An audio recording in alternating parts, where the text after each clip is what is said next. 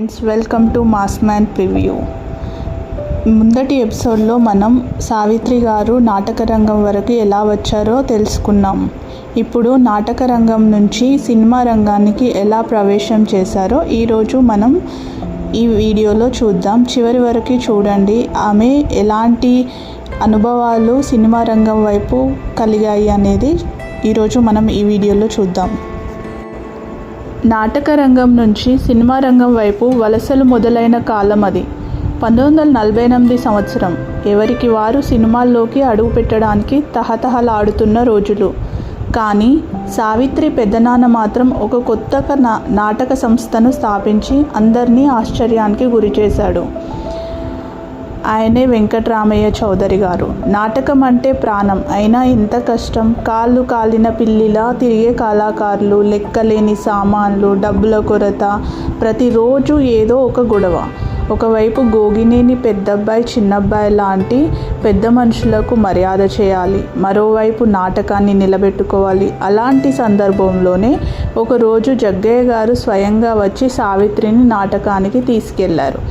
ఆ సమయంలోనే మధుసూర్యనారాయణరావు గారు సావిత్రిని సినిమాల్లోకి రమ్మని ఎంతగానో ప్రోత్సహించారు. ఆయన మాటలు సావిత్రి మనసులో నాటుకున్నాయి. చివరికి ఒకరోజు పెద్దనాన్నతో మాట్లాడడానికి సావిత్రి సాహసించింది. ఆయన ఆశ్చర్యకరంగా ఒప్పుకున్నారు. నీవు సినిమా నటివి కావాలంటే కావలసిన ఏర్పాట్లు చేసుకో, కానీ ఈ విషయాలు నాటకం వాళ్ళతో చెప్పుకోకు అని హితవు పలికారు.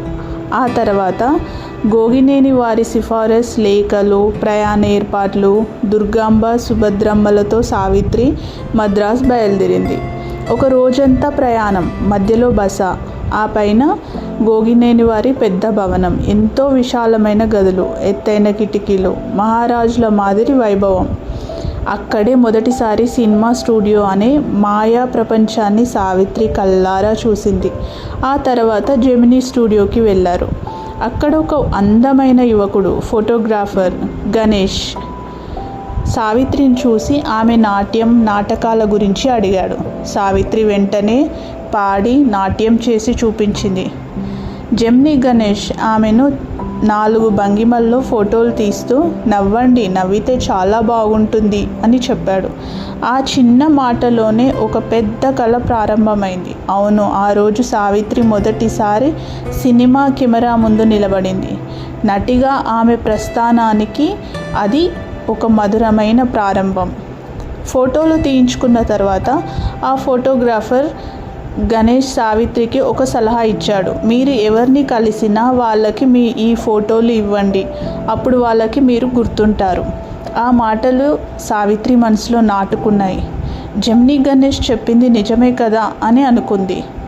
ఒకసారి ముఖం చూపించి వస్తే మర్చిపోతారు, కానీ ఫోటో ఉంటే ఎప్పటికీ గుర్తుంటుంది అని గణేష్ సావిత్రి ఫోటోల్ని ఒక ఫైల్లో పెట్టి వెనక అవకాశం ఇస్తే మంచి నటిగా రాణించే సూచనలు కనిపిస్తున్నాయి అని ఒక నోటు కూడా రాశాడు. ఆ తర్వాత సావిత్రి వెంకటరామయ్య చౌదరి గారు నేరుగా నాగరాజారావు గారి దగ్గరికి వెళ్ళారు. ఆయన మర్యాదగా రమ్మని 3 రకాల దృశ్యాలు తీసుకురమ్మని చెప్పారు. ఆ రోజు పని తర్వాత అందరూ పెద్దబ్బాయి ఆఫీస్ గదికి వచ్చేశారు. సుభద్రమ్మ, దుర్గాంబ ఏదో ఒక పని కోసం ఎదురు చూస్తూ కూర్చున్నారు. ఆకలి నిద్ర లేకుండా సావిత్రి ఎలాగో తెచ్చుకొని తింటూ నిద్రకు ఉపక్రమించింది. కానీ నిద్ర పట్టేదాకా ఆమెకు జెమినీ గణేష్ స్టూడియోలో చూసిన ఆ ఫోటోగ్రాఫర్ గురించి ఆలోచన వచ్చింది. ఎంత అందగాడు, ఎంత చదువుకున్నవాడు, ఎంత మర్యాదగా ప్రవర్తించాడు. సావిత్రి చూసింది అందగాళ్లను, చదువుకున్న వాళ్ళను, మర్యాదస్తులను. కానీ ఈ 3 లక్షణాలు ఒకే వ్యక్తిలో ఉండడం ఆమెకు కొత్తగా అనిపించింది. అలాంటి వాళ్ళను కూడా ఆమె చూసే ఉండొచ్చు, కానీ మనసెందుకో ఇతని గురించే ఆలోచిస్తుంది. అతని రూపం ఆమె కళ్ళలోంచి మనసులోకి దూరి నిద్రాదేవతకు చోటు లేకుండా చేసింది. నాగరాజారావు స్టూడియోలో గోడకు వివిధ సైజుల్లో ఫోటోలు వేలాడుతున్నాయి. ఆ ఫోటోల మధ్య ఓ కొత్త కళ ప్రారంభమైంది. సావిత్రి సినిమా ప్రస్థానంలో అది ఒక మధురమైన, చిరస్మరణీయమైన మొదటి అడుగు. ఆ రాత్రంతా సావిత్రి మనసులో ఒకే ఒక్క తలుపు. ఆ ఫోటోగ్రాఫర్ గణేష్ రూపం. గోడల నిండా ఆయన బొమ్మలే మెదిలాయి. తను ఇంతసేపు ఒక మగ మనిషి గురించి ఆలోచించడం తనకు తానే నవ్వు తెప్పించింది. ఎందుకంటే ఇంతవరకు ఎవరైనా తనను వెనక్కి తిరిగి చూస్తేనే కానీ తాను ఎవరి గురించి ఇంతగా ఆలోచించలేదు. ఆ నవ్వు సుభద్రమ్మకు కూడా వినిపించింది. ఏంటే ఆ ఫోటోగ్రాఫర్ బాగా నవ్వాలన్నారా ఏంటి అని సుభద్రమ్మ అడిగింది. అవును, నేను నవ్వితే చాలా బాగుంటుందని కూడా అన్నారు అని సావిత్రి జవాబిచ్చింది. ఆ 2 మాటల్లో ఒకటి బయటకు చెప్పిన మాట, రెండోది మనసులో ముద్రించుకుపోయిన మాట. మర్నాడు నాగరాజారావు గారి దగ్గర సావిత్రి తన ఫోటోలు ఇచ్చింది. ఆయన 2 రోజులు ఆగి రమ్మన్నారు. వెంకట్రామయ్య చౌదరి గారు సినిమాలో సావిత్రికి అవకాశం గురించి అడిగారు. అప్పుడు నాగరాజారావు గారు చెప్పారు, ఇప్పుడు పూర్తి స్థాయి నటీమణులు చాలా తక్కువ. కాంచనమాల వెళ్ళిపోయి 6 ఏళ్ళు అవుతుంది. కాంతకుమారి ఇంకెన్నాళ్ళు హీరోయిన్గా నిలుస్తారో అనుమానమే. కన్నాంబ హీరోయిన్ పని అయిపోయింది. వరలక్ష్మికి అంత గ్లామర్ లేదు. ఇప్పుడు వస్తున్న వారిలో మీ అమ్మాయికి ఉన్న అందం, వ్యక్తిత్వం ఎవరికీ లేదు. కానీ అవకాశం రావాలి. అది వచ్చినప్పుడు భయపడి జార విడుచుకుంటే మళ్ళీ అవకాశం రావడం చాలా కష్టం. అవకాశం రావాలంటే అన్నీ కలిసి రావాలి. ఈ మాటలు విని వెంకట్రామయ్య చౌదరి గారు నిండుగా నిట్టూర్చాడు. నాగరాజారావు గారు అడిగారు, అమ్మాయికి అంతా బాగుందంటే ఇంతగా నిట్టూర్చేదెందుకు? దానికి వెంకట్రామయ్య చౌదరి గారు చెప్పారు, అవతల ఎలాగుంటుందోనని. ఆ మాటల్లో ఒక తండ్రి ఆందోళన, ఒక మామయ్య బాధ్యత, ఒక సినీ ప్రపంచంలోకి అడుగు పెడుతున్న పిల్ల కోసం తెలియని భవిష్యత్తు గురించిన భయం కనిపించాయి. సావిత్రి వింటూ ఉండిపోయింది. ఆమె మనసులో కలలు, కళ్ళ ముందు ఆ ఫోటోగ్రాఫర్ ముఖం, చెవుల్లో నాగరాజారావు మాటలు ఇవన్నీ కలిసి ఒక కొత్త ప్రయాణానికి నాంది పలికాయి. నాగరాజారావు మాటలు విన్న తర్వాత సావిత్రి తనలో తానే అనుకుంది, అదృష్టం అంటే అన్నీ కలిసి రావాలట. అన్నీ కలిసి రావడం అంటే అందరూ సహాయం చేయాలనుకోవటమే. అప్పుడు వెంకట్రామయ్య గారు చాలా గట్టిగా చెప్పారు, అమ్మాయి నీకు ఇదే చెప్తున్నా, అందరూ సహాయం చేయాలనుకునే రోజు రావాలి. నీకేం తక్కువ? నా శ్రమ అంతా వృధా చేసుకోకు. నాకేం పని లేక నీతో పాటు తిరుగుతున్నాననుకున్నావా? మనకిక్కడ పని కాకపోతే అందరూ మన మీద నవ్వుతారు. నువ్వు సినిమా హీరోయిన్ అంటే అయి తీరాల్సిందే. నేను కానీ డ్రైవర్గా ఎల్లకాలం ఉండదలుచుకోలేదు. నా తర్వాత నాకు ఒక 4 డ్రైవర్లు ఉండాలి. ఆ మాటల్లో సావిత్రి పట్ల ఆయనకున్న నమ్మకం, ఆశయం స్పష్టంగా కనిపించాయి. ఆ తర్వాత సావిత్రిని తీసుకొని వెంకట్రామయ్య గారు తెలిసిన ప్రొడ్యూసర్ల దగ్గరకు, తెలియని డైరెక్టర్ల దగ్గరకు, స్టూడియో యజమానుల దగ్గరకు వెళ్ళారు. ఒక్క 4 ఫైళ్ళు తప్ప మిగతా అన్ని చోట్ల ఫోటోలు ఇచ్చారు. ఎక్కడ అడిగినా నాగరాజారావు చెప్పిన మాటలే చెప్పారు. సావిత్రికి మంచి భవిష్యత్ ఉంటుందని. కొన్ని చోట్ల సావిత్రి నటన కూడా చేసి చూపించింది. ఆమె తెలివితేటలు, చురుకుదనం చూసి చాలామంది ఆమెను మెచ్చుకున్నారు. సావిత్రి సంతోషంగా ఉండిపోయింది. ఆమె తాను సినిమా నటి అయిపోయింది అని అనుకుంది. సినిమానే జీవితం అని అనుకుంది. సినిమాల్లో చేరాలనే కోరిక ఇంకా బలపడింది. కానీ మొదటిసారి మద్రాస్ ప్రయాణంలో సావిత్రికి ఒక విషయం తెలిసింది. ఇప్పుడు తీస్తున్న సినిమాలకు నటీమణులంతా బుక్ అయిపోయారు. ఆ సినిమాలు పూర్తి కావాలంటే 1 సంవత్సరం పడుతుంది. ఆ తర్వాత తీయబోయే సినిమాలకే ఈ అమ్మాయి గురించి ఆలోచిస్తాం, అవసరమైతే కబురు పెడతాం అని. దీనికి ఎంత సమయం పడుతుందంటే 2 నెలలు, 4 నెలలు లేదా సంవత్సరాలు కూడా పట్టొచ్చు. ఇంకా ముఖ్యమైన విషయం ఏంటంటే జెమినీ స్టూడియోలో కొత్త మంగళం సుబ్బు, ఆర్ నాగేంద్రరావు గారు లాభం లేదు అని చెప్పడం. సావిత్రి మనసులో ఒక చిన్న ఆందోళన మొదలైంది. కలలు పెద్దవయ్యాయి, కానీ దారి ఇంకా స్పష్టంగా కనిపించలేదు. మద్రాసులో చాలా చోట్ల సావిత్రి తిరస్కారానికి గురైంది. కారణం ఆమె చిన్న వయసు అంటూ ఎంతోమంది ఆమెను వెనక్కి నెట్టేశారు. ఆమె చిన్న వయసే ఆమెకు అడ్డంకిగా మారింది. ఇక అక్కడ చేసేదేమీ లేక పెద్దబ్బాయి దగ్గర చేసే పనులు ఉండడంతో అందరూ తిరిగి బెజవాడ రైలు ఎక్కారు. రైల్లో వెంకట్రామయ్య చౌదరి గారు బీడీ కాలుస్తూ గాఢంగా ఆలోచించారు. సావిత్రిని ఎలాగైనా హీరోయిన్ చేయాలనే తాపత్రయం కంటే ఆయనలో తొందర ఎక్కువగా కనిపిస్తుంది. ఎవరైనా సావిత్రికి వేషం ఉందని ఇప్పటికిప్పుడు చెప్పినా రైలును మళ్ళీ మద్రాసుకు మళ్లించేలా ఉన్నారు. దాదాపు నెల తర్వాత ఇంటి ముఖం పట్టడం చూసి దుర్గాంబకు ఆనందంగా ఉంది. సావిత్రి గండం గట్టెక్కిందనుకుని సుభద్రమ్మ కూడా ప్రశాంతంగా ఉంది. కానీ సావిత్రి మాత్రం తను సగం సినిమా హీరోయిన్ అయిపోయినట్టే అనుకుంది. ఈసారి వాళ్ళు కబురు పెడతారు, అప్పుడు నేను నటించేస్తాను, అప్పటికి పూర్తి సినిమా హీరోయిన్ అయిపోతాను అని ఆమె తనలో తాను అనుకుంది. ఎవరి పనుల్లో వారు మునిగిపోయారు. మద్రాస్ సినిమా అనే మాట ఎవరూ ఎత్తుకోలేదు. కానీ అందరి మనసుల్లో ఉన్న ఆలోచన అదే.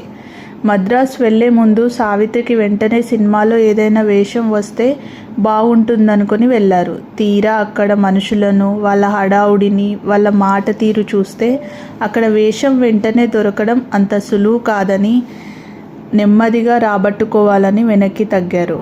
వెంటనే వేషం రావడం లేదని కాస్త చిరాగ్గా ఉన్న పరిస్థితులను బట్టి ఉండాలి కాబట్టి అందరూ సర్దుకుపోయారు. అదృష్టవశాత్తు సావిత్రి కోసం కాచుకొని కూర్చున్న నాటక సంఘాలు ఇంకా ఎదురు చూస్తున్నాయి. సినిమా కళ ఇంకా నిజం కాలేదు, కానీ ఆశ మాత్రం చావలేదు.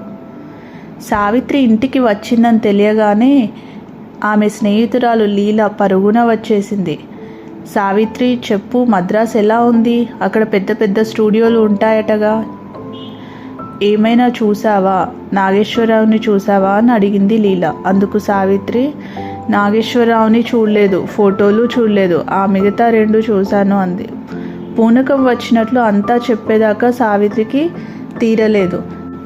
లీల, మా పెద్దనాన్న నన్ను సినిమాలకు ఎంట్రీ ఇప్పించేటట్లున్నాడు. సినిమా భాగ్యం ఎలాగైనా సరే రావాల్సిందేనని తీర్మానించాడు.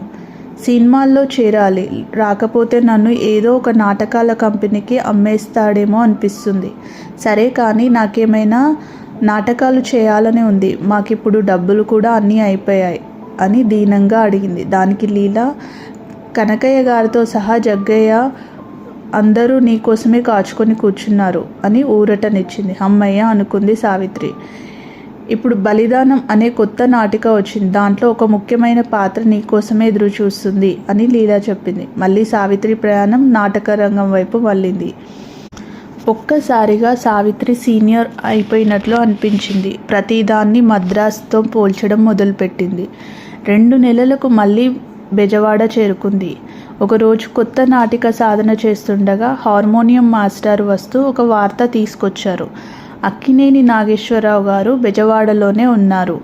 దుర్గ కళామందిరం గేటు దగ్గర ఉన్నారు. కానీ ఎవరిని చూడ్డానికి రానివ్వడం లేదు. ఇప్పటికే చాలా గుంపు చేరుకుంది. సాయంత్రం జైహింద్ టాకీస్లో బాలరాజు 100 రోజుల పండగ, అందరూ అక్కడే చూసుకోవాలి. ఈ మాటలు వినగానే సావిత్రి కళ్ళు లీల కళ్ళు మెరుపుతో కలిశాయి. మనం ఎలాగైనా సరే వెళ్ళి నాగేశ్వరరావుని చూడాలి అంది సావిత్రి. ఎలా? మన వల్ల ఏమవుతుంది? ఆ గుంపులో మనం ఎలా వెళ్తాం? అంది లీల.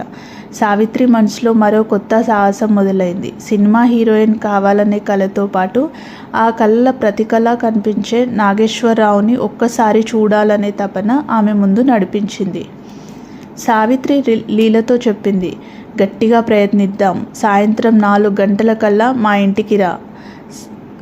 4ంటికి ఇద్దరు జైహింద్ టాకీస్ దగ్గరికి చేరుకున్నారు. లోపలికి వెళ్ళలేక గేటు దగ్గర నిలబడ్డారు. బండి దిగేటప్పుడు కనిపిస్తాడేమోనని అప్పుడే చూద్దామనుకున్నారు. కానీ ఆ సమయానికి నాగేశ్వరరావు గారు చూడ్డానికి ఎంతోమంది గేటు దగ్గరికి చేరుకున్నారు. లీలా, సావిత్రి ముఖాలు చూసుకొని జనం పెరిగిపోతూనే ఉన్నారు. అలా 1 గంట లోపే అక్కడ ఒక జన సముద్రంలా ఏర్పడింది. వెళ్ళిపోదాం, ఏం లాభం లేదు అంది లీల. కానీ సావిత్రి వెనక్కి తిరగడానికి ఒప్పుకోలేదు.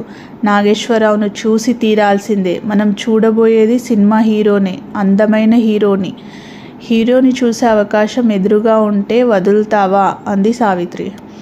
లీలకు భయం వేసింది. ఈ జనాన్ని చూస్తుంటే నాకు భయం వేస్తుంది. నేను ఆ చెట్టు కింద ఉంటాను.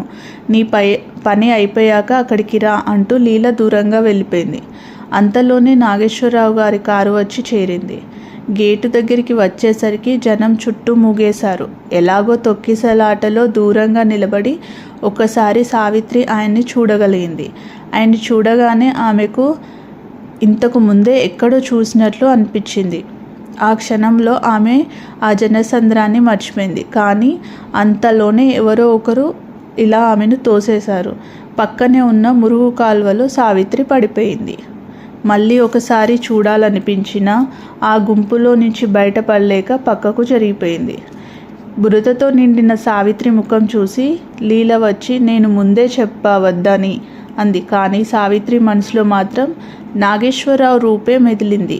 ఆ రోజు హీరోని కల్లారా చూసిన ఆనందం ఆమెకి సినిమా ప్రపంచం మీద కళను మరింత లోతుగా చేసింది. 1948 సంవత్సరం మొత్తం చకోరం చంద్రకిరణాల కోసం ఎదురు చూసినట్లుగా సావిత్రి సినిమా వారి నుంచి పిలుపు కోసం ఎదురు చూడడంతో గడిచిపోయింది. ఎవరు వచ్చి తనను మద్రాసు రమ్మని చెప్తారా, ఏ బండి వచ్చి తనను మద్రాసు తీసుకుపోతుందా అని ఆమె ఎదురు చూస్తూ ఉండిపోయింది. చివరికి 1949లో ఆ గడియ వచ్చింది. అగ్ని పరీక్ష అనే సినిమాకు నటి కావాలని. సావిత్రిని పరీక్ష చేసి సరిపోతుందో లేదో చూసుకుంటామని కబురు వచ్చింది. డబ్బు కూడా పంపారు. ఇక దేనికి ఆలస్యం? సావిత్రి, వెంకట్రామయ్య గారు దుర్గాంబ రైలు ఎక్కారు. సినిమా పేరు అగ్ని పరీక్ష. ఆ చిత్రంలో సావిత్రికి ఒక పాత్ర, రాకుమారుడైన హీరోను లోబర్చుకోవాల్సిన పాత్ర. ఆ రోజు సావిత్రికి మేకప్ వేసి ఒక సీన్ చెప్పి చేయమన్నారు. సావిత్రి బాగా చేసింది. కానీ ఆమె నటన వారికి ఒక చిన్న పిల్ల చేస్తున్నట్లుగా అనిపించిందే తప్ప ఒక యువతి ఒక మగాడిని వలలో వేసుకున్నట్లుగా ఏమాత్రం అనిపించలేదు. ఆమె చిన్న పిల్లలా బాగా నటించింది అంతే. అప్పటికే సావిత్రికి ఒళ్ళుని బాగా పెంచారు. కానీ ఆమె ముఖంలోని పసితనం మాత్రం పోలేదు. వెంకట్రామయ్య గారు పక్కనే ఉండి మేకప్ వేయించారు. మేకప్ వేసే మనిషి చేతిలో 50 రూపాయలు పెట్టి జాగ్రత్తగా వేయించాడు. వారి దగ్గర ఉన్న ఖర్చులన్నీ ఆ పైసలతోనే అయిపోయాయి. కానీ వారికి సావిత్రి వయసు మాత్రం పెద్ద అడ్డంకిగా మారింది. అయినా సావిత్రి తొలి సినిమా అవకాశం కోసం ఆశతో ఎదురు చూస్తూనే ఉంది. 1948 మొదలుకొని 49 వరకు సావిత్రి ప్రయాణం అంతా ఒక తీవ్రమైన ఎదురుచూపు. ఒకవైపు నాటక రంగంలో ఆమెకు ఎన్నో అవకాశాలు ఎదురుచూస్తున్నాయి. మరోవైపు సినిమా కళ ఆమెను కొలిమిలో కాల్చినట్లు కాలుస్తుంది. అగ్ని పరీక్ష సినిమా కోసం పరీక్ష చేసిన ఆమె చిన్న వయసు, ముఖంలోని పసితనం అడ్డంకిగా నిలిచాయి. కానీ ఎన్ని తిరస్కారాలు ఎదురైనా సావిత్రి ఆశను మాత్రం వదులుకోలేదు. ఆమెలోని నటి మాత్రం నిద్ర లేచి ఉంది. జెమిని గణేష్ అనే ఫోటోగ్రాఫర్ ఇచ్చిన ప్రోత్సాహం, నాగరాజరావు మాటలు, నాగేశ్వరరావును ఒక్కసారి చూడ్డానికి జనసంద్రంలోకి దూరిన సాహసం ఇవన్నీ ఆమెలోని పట్టుదలకు నిదర్శనాలు. ఆమె పెదనాన్న వెంకట్రామయ్య గారు ఒక దృఢ సంకల్పంతో ఉన్నారు. సావిత్రి తప్పక సినిమా హీరోయిన్ అవ్వాల్సిందే అని. అదే ఆమెకు బలం. ఈ ఎపిసోడ్ ముగింపులో సావిత్రి ఇంకా పూర్తి స్థాయి సినిమా నటిమని కాలేదు. కానీ ఆమె ప్రయాణం మొదలైంది. ఆకాశంలో సూర్యుడు అస్తమిస్తున్న ఆ సాయంత్రం రైలు ప్రయాణంలో ఆమె కళ్ళలో ఒక కొత్త ఉదయం కోసం తప్పించే వెలుగు ఉంది. ఆ వెలుగే మనం నెక్స్ట్ ఎపిసోడ్లో సావిత్రిని ఎక్కడికి తీసుకెళ్తుంది, ఎప్పుడు నిజమవుతుంది ఆమె సినిమా కళ? అగ్ని పరీక్షలో ఆమెకు అవకాశం దక్కుతుందా, లేదా మరేదైనా కొత్త సినిమా ఆమెను వెతుక్కుంటూ వస్తుందా? ఎదురుచూపు కొనసాగుతుంది, ఆశ కొనసాగుతుంది. ఎందుకంటే నిజమైన నటి ఎప్పటికీ వేచి ఉండదు, అవకాశాలను సృష్టించుకుంటుంది. సావిత్రి ఇప్పుడు ఆ సృష్టి దశలో ఉంది. మనం నెక్స్ట్ ఎపిసోడ్లో సావిత్రి తొలి సినిమా అవకాశం ఎలా వచ్చింది, ఆమెను తెలుగు సినిమా హీరోయిన్ల వరుసలో ఎవరు తీసుకెళ్తారు, ఆ ప్రశ్నలకు జవాబు తెలియాలంటే మన సావిత్రి సిరీస్ నెక్స్ట్ ఎపిసోడ్ కోసం వేచి ఉండండి. Please subscribe my channel. Thank you అండి.